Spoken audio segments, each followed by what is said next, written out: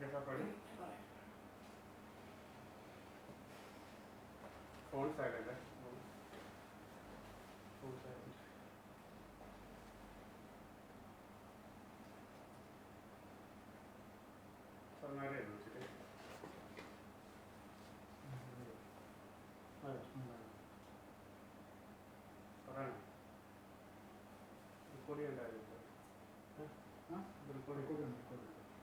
Okay, ready?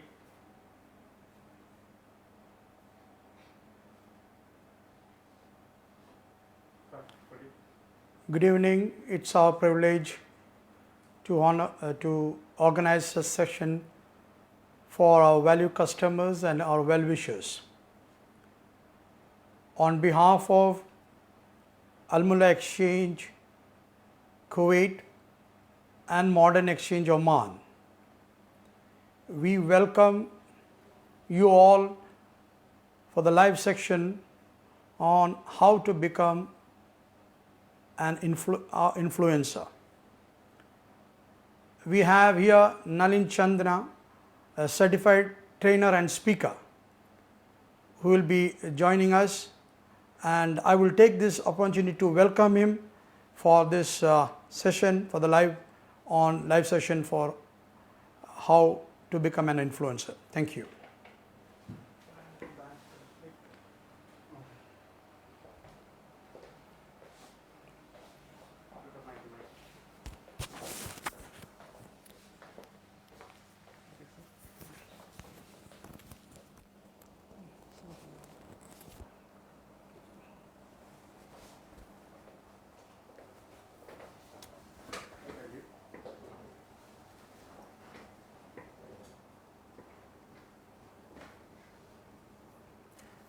Hi, good evening, good afternoon, good morning, depending on the country that you are in.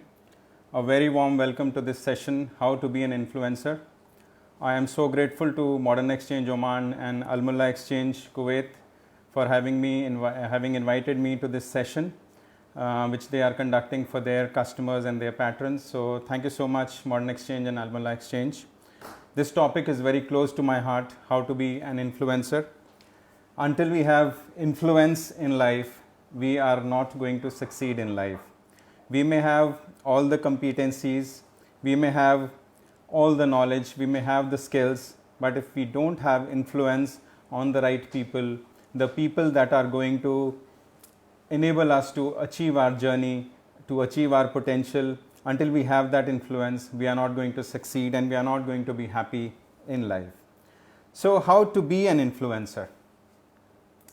We see magazines, Time magazine having a cover story, 100 most influential people in the world.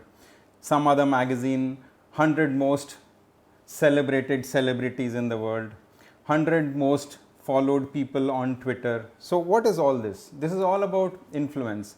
These people figure on these so-called 100, 1,000, 50 Forbes under 30 lists because they have got influence on the people and the people are happy to follow them.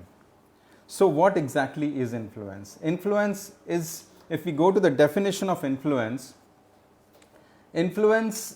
is defined as by J.R. Miller like this: there have been meetings of only a moment which have left impressions for life, for eternity. No one can understand that mysterious thing we call influence. Yet every one of us continually exerts influence, either to heal, to bless, to leave marks of beauty, or to wound, to hurt, to poison, to stain other lives. Very powerful statement. So influence can be positive, influence can be negative as well. But we are here to talk about how to increase our positive influence so that we can succeed in our lives. So before I start, a quick question: who do you influence? Each one of us has influence on various people. We may say that, oh, I am only a junior employee, or only I am a middle employee, or I am only a homemaker, or I am just a student. So what influence would I have? But research says that even the most shy people that we have seen, even they have the power to influence about 10,000 people in their lifetime. And those who are more outward going, more aggressive, or more reaching out to people, they definitely have influence on millions and millions of people. So each one of us does influence, each one of us has influence on people. A mother influences a child. Children going to the school have influence on other children. The teacher has influence on the children in the school. The children who have got influence from the teacher, when they come back home, they go out and bully other children, and they've got influence on other children. In the offices, one employee has got influence on the others. The boss has influence on the subordinates. Subordinate has influence on their colleagues. So influence is something which each one of us has, and definitely you as a person have influence. When we talk about influence, influence is not about impressing people. It is about connecting with them. Unless we connect with people, unless we relate to them, we are not going to have influence on them. So it's not about impressing somebody, that I am wearing a Gucci t-shirt or I am wearing a Louis Vuitton blazer, so I have an influence. No, it's not about those things. It's about real connections. There are certain myths also surrounding influencing. Some people say, I can't influence if I am not at the top. So there is a big myth that a lot of people have, that if I am working in an organization, if I am not at the top position, then I'll not be able to influence somebody, which is wrong. At your position, you are equally able to influence others. Then there's another myth which says that when I get to the top, I'll learn to influence. So what is the point of influencing now? When I get to the top, when I get that position, when I get that corner office, when I get that dream chair, then I will influence. So that again is something which is a big myth. People believe if I were on top, then people would follow me. So now you say that, oh, nobody is following me, even though howsoever hard I try, nobody follows me. If I were on the top, then people would follow me. So again, this is again a myth. It is not about positions only. When I get to the top, I'll be in control. A lot of people think about that okay, no problem, when I get to the top, I'll be in control, and I'll take good stock of these people who are not following me today, who are not getting influenced by me today. That is not true. Positional leadership is always short-lived. So how people influence, before we go to understand how we can increase our influence, let's take a moment to understand how people generally influence. There are various ways of influencing.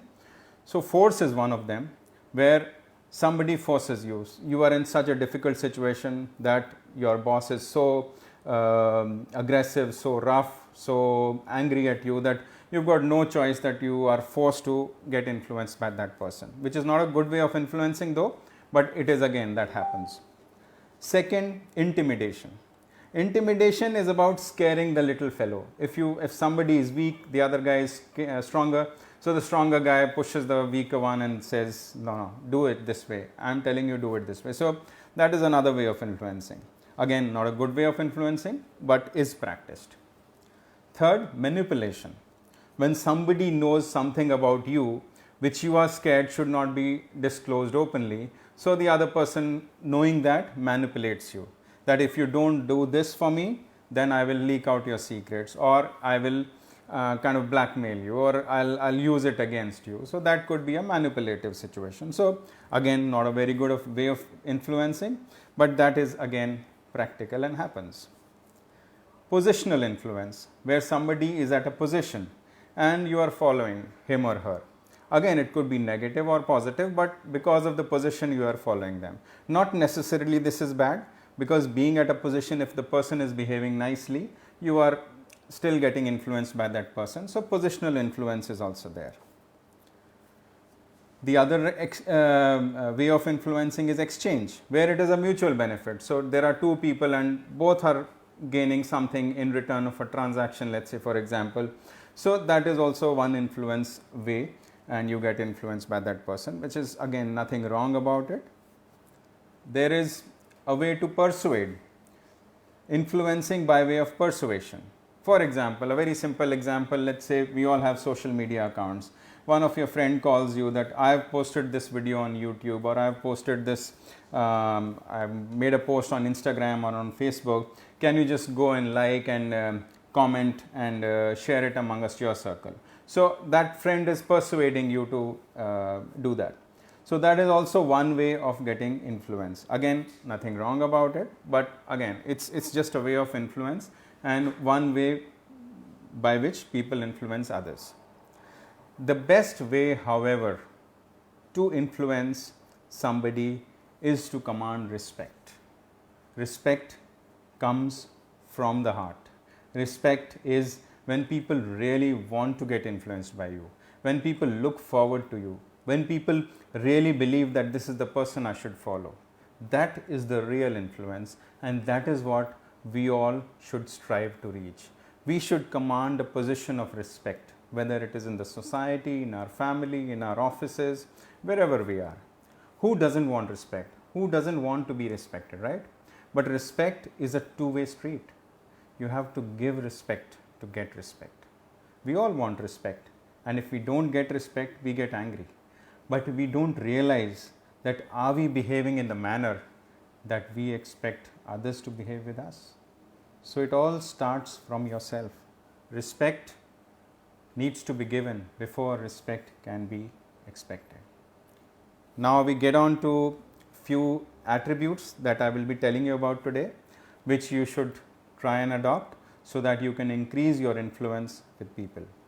So integrity is the single most important attribute, I would say, that you should inculcate so that you can enhance your influence with others. In order to have influence, you must have followers, right?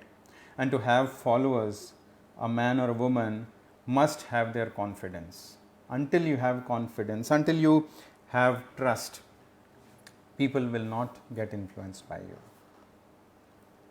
Because confidence emanates from integrity.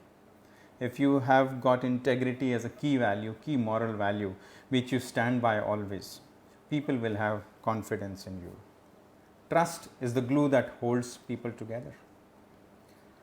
Trust is so paramount, so important for any relationship, whether it is your personal relationship within family, your business, your partnerships, your office relationships, anything. Trust is very, very important. And integrity is a top quality that people want in their leaders. Who would want to be led by a person who can't be trusted? So integrity is a key quality that we all should have if we want respect, if we want influence. And there is a survey that was conducted where top CEOs of the world were interviewed, and it was questioned that which is the single most important quality that you would look at before hiring someone in your organization, and integrity came out as that number one quality. Take an example of, let's say, balloons. Now balloons, if they are deflated, have no value, but when they are inflated with air and put in a large party room, they can decorate the room like anything. But when they are deflated, they are of no value. So the air inside that balloon is so important. If there is no air inside the balloon is of no relevance. Similarly, our character is like that. The inside of the balloon determines what the outside looks like, right? Similarly, what is on the inside of us determines what we become on the outside. So character is a very key trait.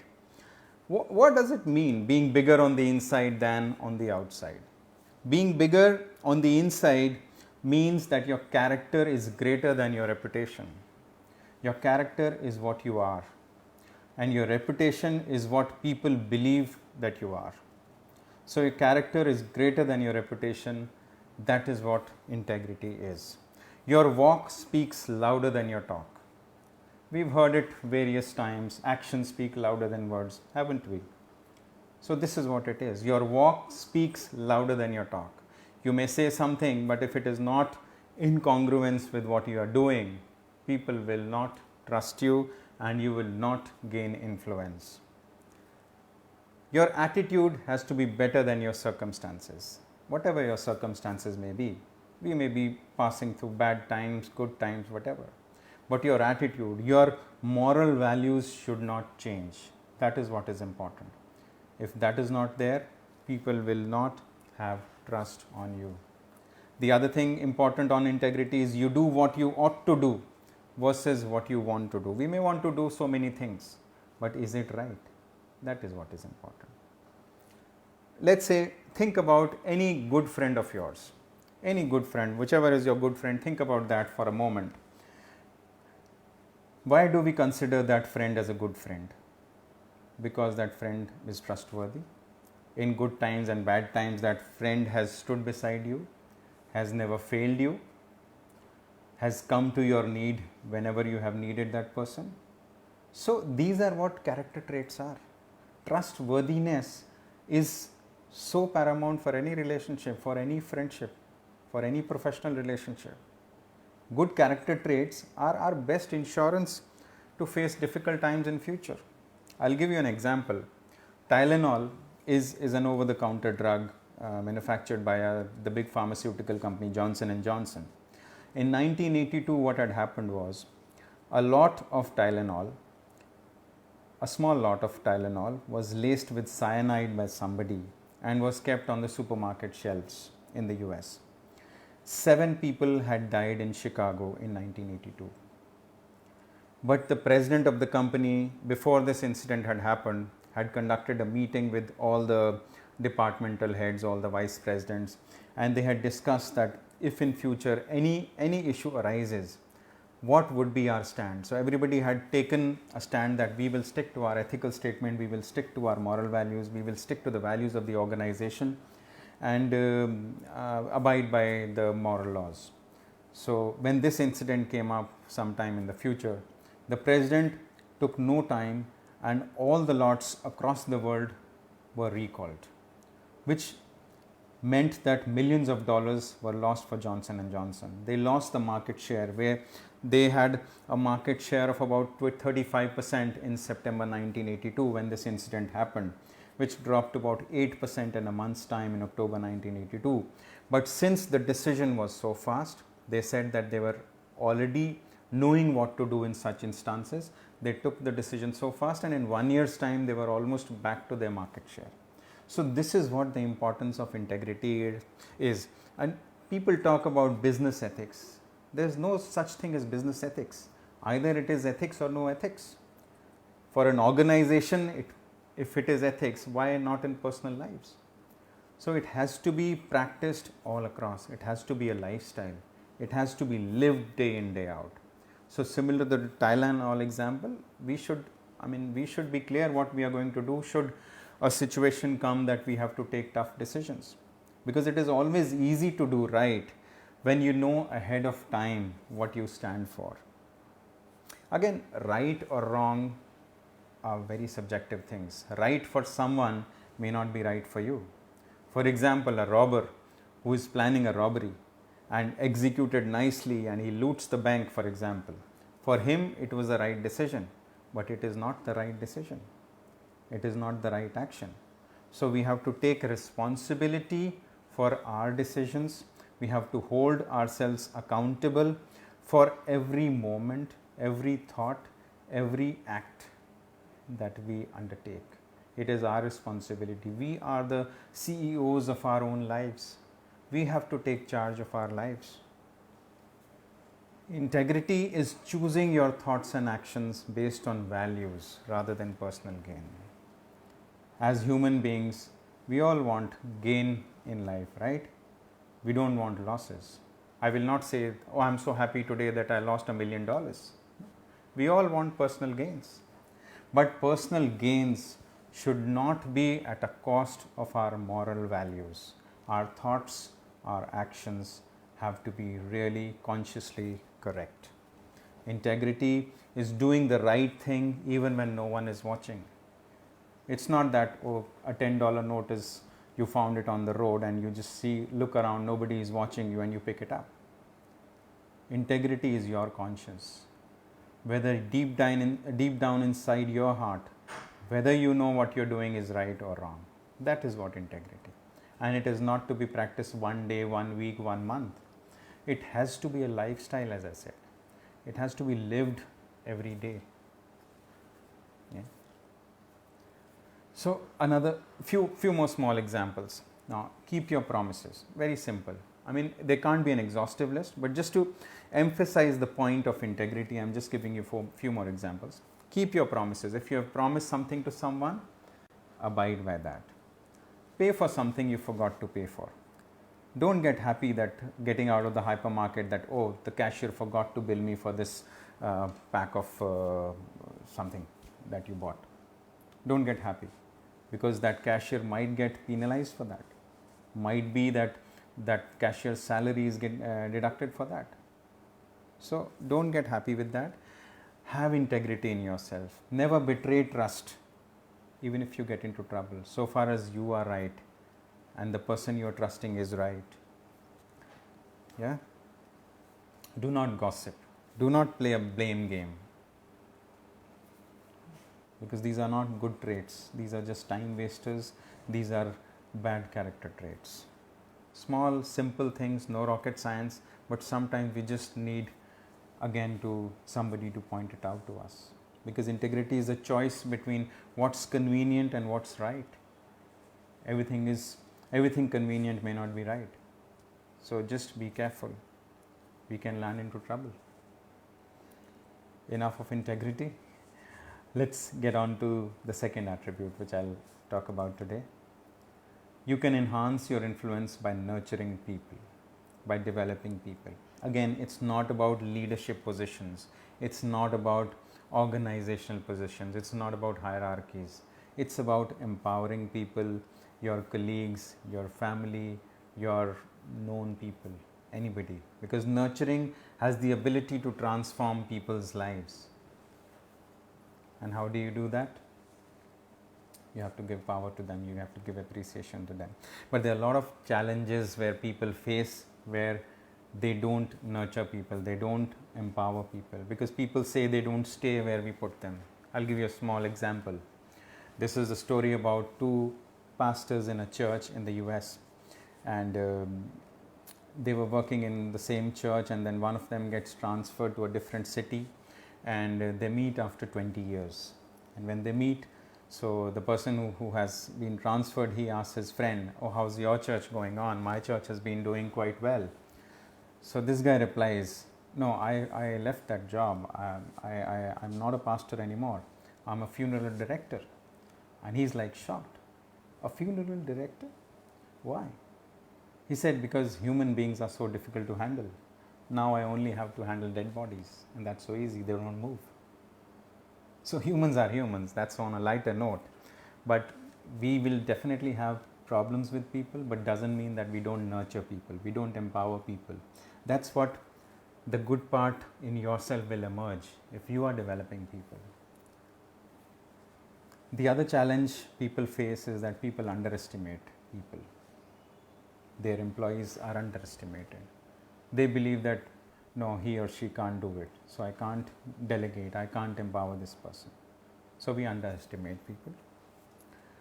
The third thing, we enjoy doing it ourselves, or we have got the habit of doing it ourselves. So we are not able to delegate. Though no malintentions though, we want to do it, but we get so much joy out of it, we are not able to delegate. So we don't empower. We receive ego strength. That is another reason why we don't empower people. We receive ego strength from being needed, but we don't realize then when we are not there, work is not going to suffer. We may die one day. People will go to the cremation and come back, and they'll be looking at the dessert in the feast. So who are we? We have to develop people, because when we develop people, we develop ourselves. So get over that insecurity. People want to keep control. There's so much insecurity inside. We also don't notice the potential in people. That's the reason we don't develop. But this is something which has to be consciously done. If we are not doing, we should start doing it. Because feeling appreciated brings out the best in people. Again, it's not only about our subordinates. If you're not encouraging your friends, you're not a good friend. If you're not encouraging your children, you're not a good parent. So encouragement is needed by everyone. We are all human beings. We are not animals. We all feel important. We all want to feel important. We all want to feel happy. So it's so important to appreciate people, to encourage people. On that note, I would say people leave managers and not companies. Because organizations like Google, Microsoft, Apple, world-class organizations, right? But people still leave these organizations. Aren't those companies not good anymore? That's not the reason. The managers are not good. People leave managers and not companies. Because what happens? People quit people who devalue them. They would quit people who are untrustworthy. Again, the question of integrity comes back. So your manager is not trustworthy, people will leave. People will quit people who are incompetent. If you are reporting to an incompetent boss, over a period of time, as soon as you get an opportunity, you leave. People quit people who are insecure. Again, if people are not empowering others, if they are insecure, if they are not delegating enough, people will leave. So these are the qualities that we have to be conscious about. Yeah. When we go on a flight, right? The flight steward is making the security announcement, comes to us and says when the oxygen level in the flight goes down, the oxygen mask will automatically drop. Pull the mask towards yourself. Use the mask yourself first before helping others. Why? It's not about being selfish, that use the mask yourself first. It's about equipping yourself so that you can equip others. If you are not growing, if you are not developing yourself, what development will you do of others? If you are not empowered enough, how will your people get empowered? How will people around you get empowered? Yeah. And when we talk about valuing others, empowering others, it has to come from deep within. It is not something superficial or artificial that you say, yeah, for the sake of just saying that, yes, I value my people. You need to truly value others because it will become evident. If you're not genuine in your intent, it will become evident to your people and then you lose trust. You lose that influence. Because when we move into a position of authority, we give up the right to abuse people. What is the difference between an uneducated man walking on the street and between yourself? Yeah. Again, we talked about the oxygen mask example.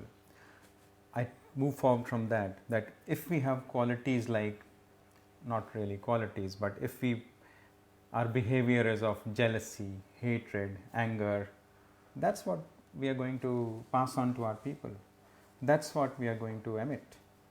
But if we've got qualities of politeness, love, empathy, compassion, this is what we are going to give to our people. So be conscious. As I was watching one video the other day, it said that everything that comes out from humans, whether it is sweat, whether it is phlegm, whether it is excretion, whether it is saliva, everything smells. So at least let's speak the words which do not stink. At least our words should be sweeter. So be careful, because if you only have a hammer in your toolbox, everything will look like a nail to you and you'll just keep on hammering it. So if you have to value people, increase your value so that you can pass on that value to others. Grow yourself so that you can grow others. Empower yourself so that you can empower others. Yeah? And people who lift others don't wait until tomorrow. It's not that, oh, one day I've done something. 3 years back I did something for my subordinate. He's working in a good multinational organization today. No. It's not a one-time thing. You have to keep on doing it. You have to be conscious. You have to be intentional about it. You have to keep lifting people so that they become better individuals. And in turn, you'll feel happy about it because you'll be a better individual. Definitely, I'm promising you. Even the smallest acts of kindness and encouragement. People say, oh, I don't have enough money, like Bill Gates or Melinda Gates, that I spend millions of dollars for cancer research. Not required. You've got $10, help someone. Just give a free meal to someone who is in need. Look out for people who need help. Doesn't have to be millions of dollars, doesn't even have to be $100 for that matter. Whatever you can, be a good person. That will give you so much happiness, that will give you so much sense of achievement that you will feel a better person. Okay? Talking about nurturing people, don't behave like a travel agent. What does a travel agent do? Travel agent will hand you tickets and will send off to places he's never been before. Instead, be a tour guide. What does a tour guide do? Tour guide goes along with you, shows you around. So be a tour guide. Work with people, move along with people, increase your influence. Don't shy away. Get into the mainstream. That's what you are made for. You've got tremendous potential. How will you achieve that if you don't come to the mainstream? Work hard. The next important thing I would advise you to enhance your influence is to enhance your listening skills. It's easy to say, but it's very difficult to practice. Be a good listener. Be a good listener. We don't do that. We don't understand the other person's perspective. When we are speaking, we just keep on bragging about our accomplishments. We need to understand what the other person's intentions are. We need to take care of that perspective. Yeah. There are 3 delusions, for that matter, I would say, of an average person. Number 1, I'm a good driver. Everybody believes I'm a good driver, though they are not, but they believe. I have a good sense of humor, so everybody believes that they've got good sense of humor, and they'll sometimes crack jokes which people would not want to laugh at, but everybody believes that they've got a good sense of humor. Number 3 illusion, which is relevant to our context today, is I am a good listener. Everybody believes that I am a good listener, but we are not. Again, it has to be consciously practiced. I'll tell you a small story here. There are 2 friends who are walking through a park at night, and one of the friends slips and falls down. His friend gets panicked. He shakes his friend, but he's apparently unconscious, not responding. So he calls the emergency helpline, and the lady at the emergency helpline who picks up the phone says, how can I help you? So this friend says that, I don't know what has happened to my friend, he's not responding. So and he says that apparently he's dead. So she said, okay, first make sure that he's dead, then we'll do something. So and then she hears a gunshot, and then this guy comes back on the phone. Yeah, now I've made sure that he's dead. So he was not listening. She was saying that, are you sure that he's dead? But he just made sure that he's dead. So we are not listening properly. So we need to develop our listening skills. The other important thing that I would advise you if you have to increase your influence is to focus on your priorities. We all have got 24 hours in our lives, right? So we can't do everything. We can't accomplish everything. There are things which need to be undone, but there are things which must be done. So those priorities have to be focused upon. You have to be consciously moving forward, doing those tasks. If you do all that, you'll definitely have a lot of influence, whether it is your home task, it is your social commitments, it is your office jobs. So if you're not devoting time on your priorities, you'll be failing, you'll get rebuke from everybody, and then you'll have frustration creeping into your lives. Influence will be far, far away. 80-20 rule, which is also called the Pareto principle, is something I strongly advise people to follow, because I think that works in practically almost all the situations. I don't know how, but it does. 20% of our time produces 80% of the results. 20% of the people take 80% of your time. 20% of the products will give 80% of the margins for an organization. 20% of the people will take 80% of the decisions. 20% of our work gives 80% satisfaction. On a personal note, I think 20% of the clothes are worn 80% of the time. So Pareto principle practically kind of comes into every aspect of life. So that is something which I would strongly advise everyone to follow. So we need to determine, if we have to focus on priorities, we need to determine not to do everything. It's not that each and everything we have to do. We have to have a not to do list as well. We have a to do list, we should also have a not to do list, to list out activities which are not our focus areas, which are not our core areas. We need not know everything. We need not know everything. There are so many things I don't know. I am not good at technical aspects at all. My children help me so many times setting up my laptop, setting up my AirPods. I could not connect the other day, so they help me. So you don't have to be good at everything. You have to just focus on your strength zone and let people do the other things. You need help from everybody. We are social animals. We cannot do everything on our own. Yeah. The other thing when I talk about priorities is you need to be conscious who is filling your calendar. It is very easy if you've got a free calendar, people will fill your calendar like anything, and you know what they will fill? With their priorities. Nobody is bothered about your priorities. You have to fill in your calendar with your priorities, because only you know what is important for you. Other people will know their priorities. So you have to be conscious of your priorities. You have to determine that if it is possible, you need not be on each and every email. You need not be on each and every email. You don't need to know everything what is happening in the organization unless it relates to you. Yeah. Not to miss on reflection time, another important thing, because that helps you to stay on course of your priorities.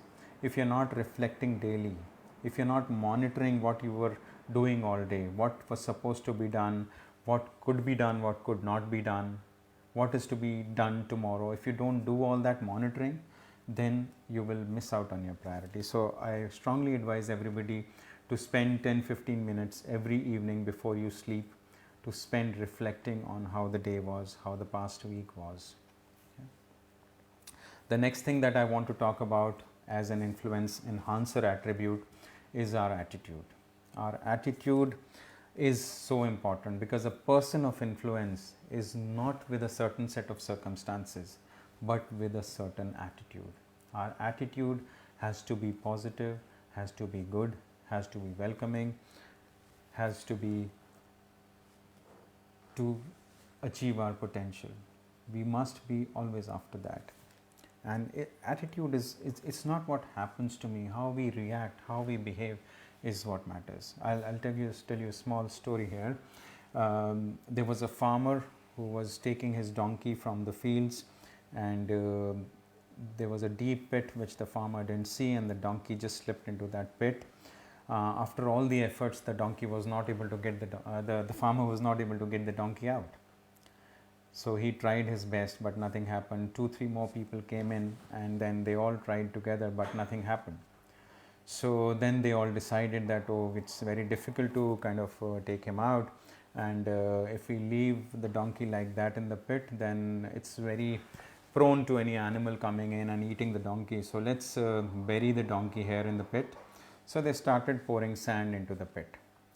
So they did it about a feet or something, the sand was poured in, and then they heard some noise coming in, or the voice coming in. So they saw that the donkey was shrugging off the sand that was poured on it and was climbing up the sand. So gradually, as the sand kept on being poured in the pit, the donkey gradually came up and came out.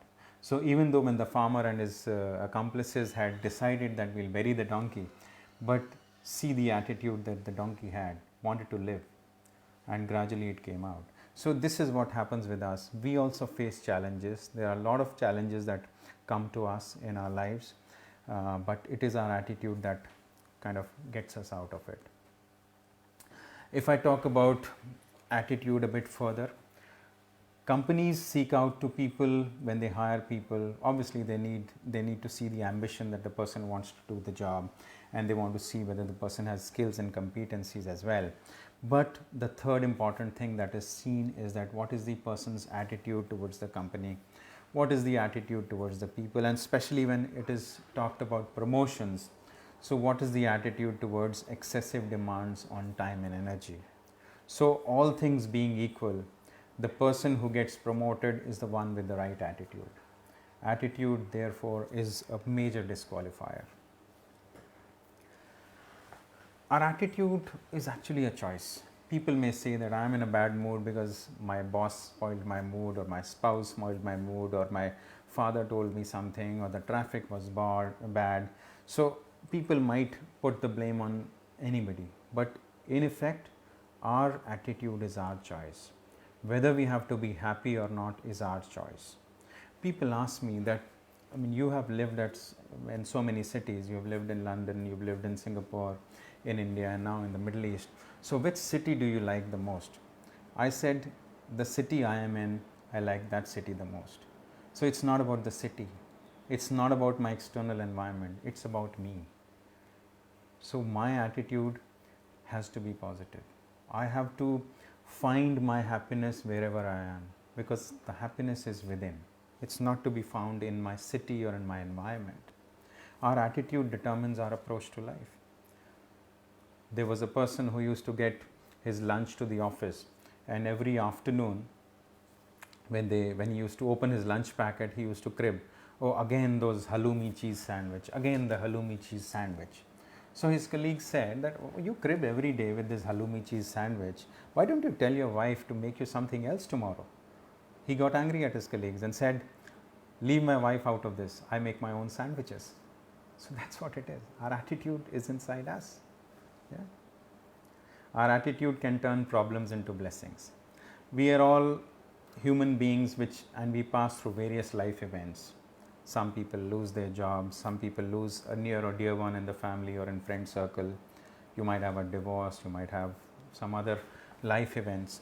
But if we keep on cribbing, if we have a negative attitude, the problem is not going anywhere, but it will aggravate more. But if we have the attitude right, then the problem will still be bearable. So we have to keep our attitude right. Our attitude helps us enjoy life more and to inspire others. Our attitude helps us attract others with positive attitudes, because if we are positive, we'll find positive people coming to us. Attitudes helps us show gratitude to others. Attitude helps us become more successful, but mind you, attitude will never replace your talent or ever replace your skills, because you still need to have the talent, you still need to have the skill to do a particular job, but an attitude would be the icing, would be the add-on. So attitude comes in important there. I want to talk about communication in brief as well, because that is something which is very important if you want to enhance your influence. Right communication is very important. Even the Harvard Business Review says that the number one criteria for advancement and promotion for professionals is the ability to communicate effectively.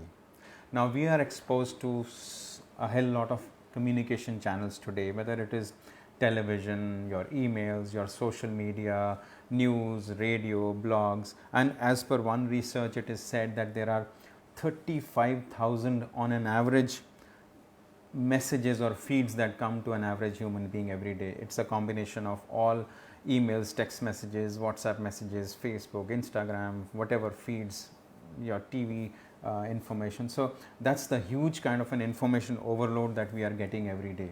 So it is very important that we are doing the right communication, we are connecting with people, because if we are not, then we are not going to gain influence. So what exactly is communication? Communication is not just passing the message. It is futile unless we connect. There's a small story about this bank robber, one of my favorite stories.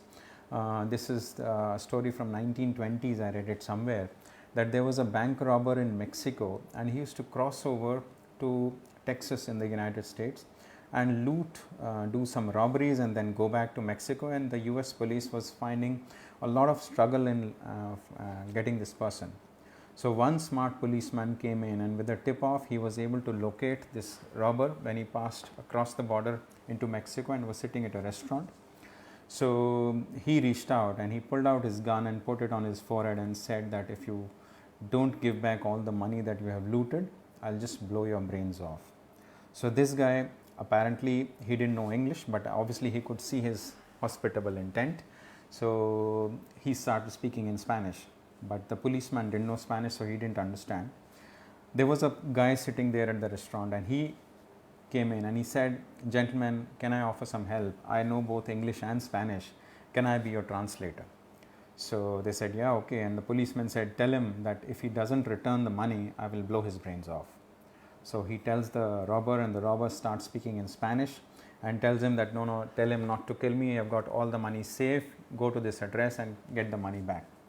So the guy is smart. He says, the policeman, the robber is so smart, he says that he is not afraid to die, he is not telling anything. So despite telling everything, they could not connect because the communication was not on the common ground.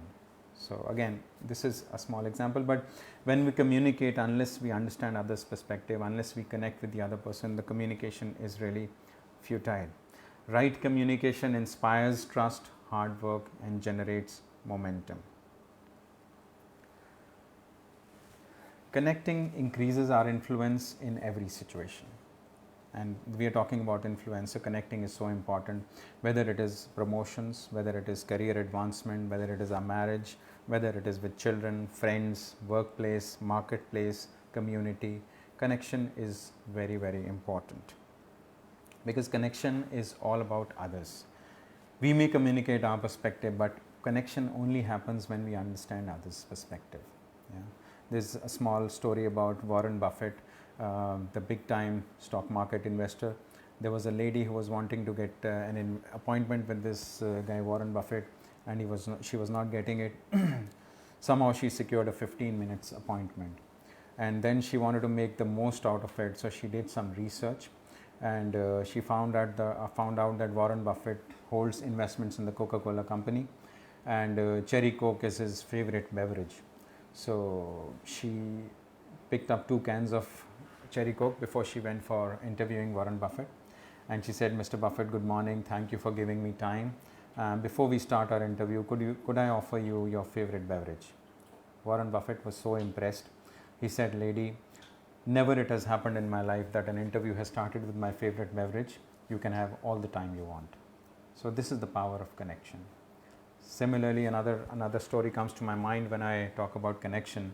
I was on a flight recently, and there was a Chinese gentleman sitting next to me on the flight, and we just got into conversation, and he said, what is the best language of communication? So since he was Chinese, I said Mandarin.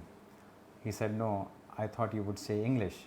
I said, "Yeah, I wanted to say English, but since you were sitting next to me, I just out of courtesy said Mandarin." He said, "No, neither Mandarin nor English. It is the language of our customer." So that is what the power of connection. We need to understand others. It's not about one-way communication. It has to be a worthwhile connection. And it is also said that what we speak is only 7%. Our body language has an impact of 55%. And the tone of voice is about 38%. And connecting obviously is a skill. People say that if you are a born communicator only then you can do it. No, it is actually a skill which you can develop. You have to be just conscious about it, and you can do it, and you grow daily. It's about, you cannot say that, okay, you listened to this session today, you've seen this session today, so you'll be more influential. I have given you some tips. You have to actually practice them out, and over a period of time definitely you'll see your influence grow, because it is a process. It's not done in one day. Like Lionel Messi, the famous footballer, said that I start early and I stay late, day after day, year after year. It took me 17 years, 114 days to become an overnight success. So there aren't any overnight successes. Yeah. So the first thing that you want to change in your life is you have to change. Until you change, nothing is going to happen. Be congruent, be authentic, be your real self, change yourself, don't copy others, have your own authentic self. Stop repeating the past and start creating the future. Thank you very much. It was a pleasure talking to you all. We'll just check if there are any questions that have come in. I am told that we don't have time for questions, but they can be posted on the event page, and I'll be happy to answer any questions on an offline mode. I'll reach out to everybody. Whoever has got any question, I'll reach out to everybody. Yeah, thank you.